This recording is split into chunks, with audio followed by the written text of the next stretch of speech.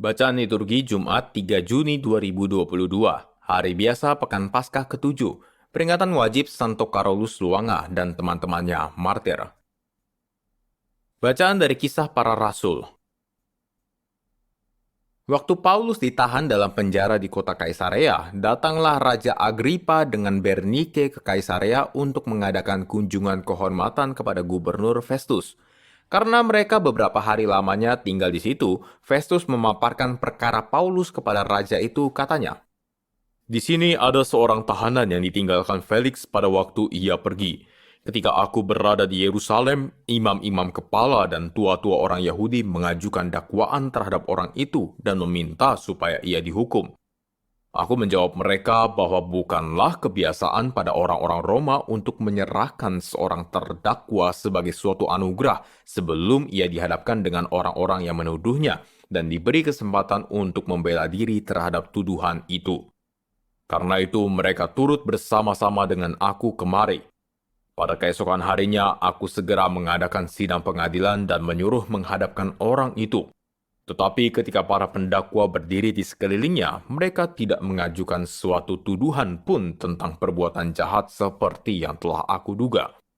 Mereka hanya berselisih paham dengan dia tentang soal-soal agama mereka dan tentang seorang bernama Yesus yang sudah mati, tetapi dengan yakin Paulus mengatakan bahwa ia hidup.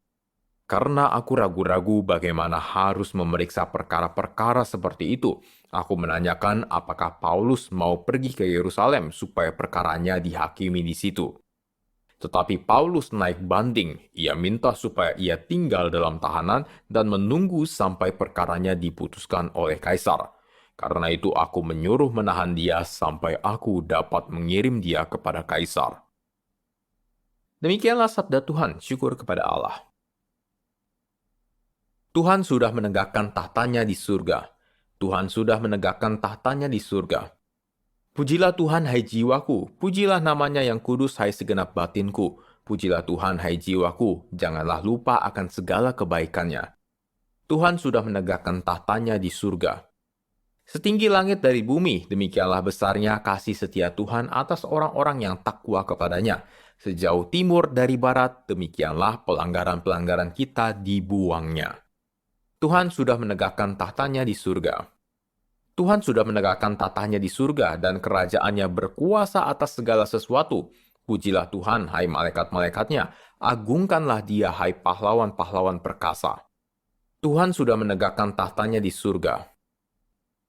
Alleluia, alleluia, alleluia. Roh Kudus akan mengajarkan segala sesuatu kepadamu. Ia akan mengingatkan kamu akan semua yang telah kukatakan kepadamu.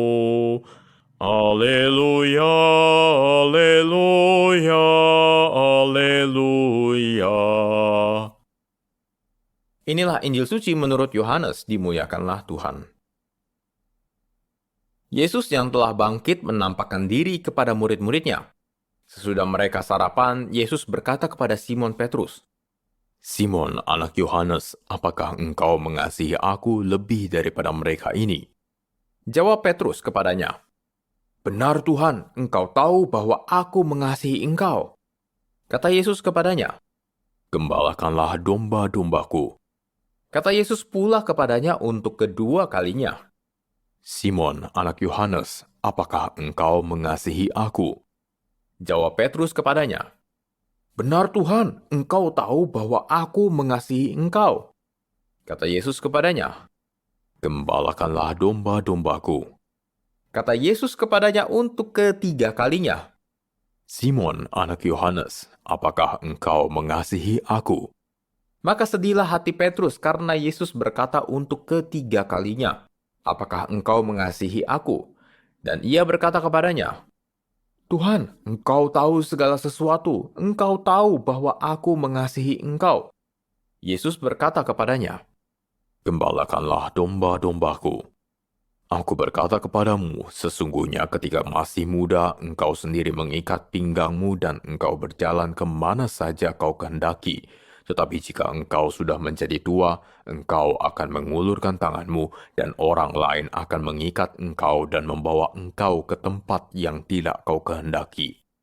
Hal ini dikatakan Yesus untuk menyatakan bagaimana Petrus akan mati dan memuliakan Allah. Sesudah mengatakan demikian, ia berkata kepada Petrus, "Ikutlah aku." Demikianlah sabda Tuhan, terpujilah Kristus.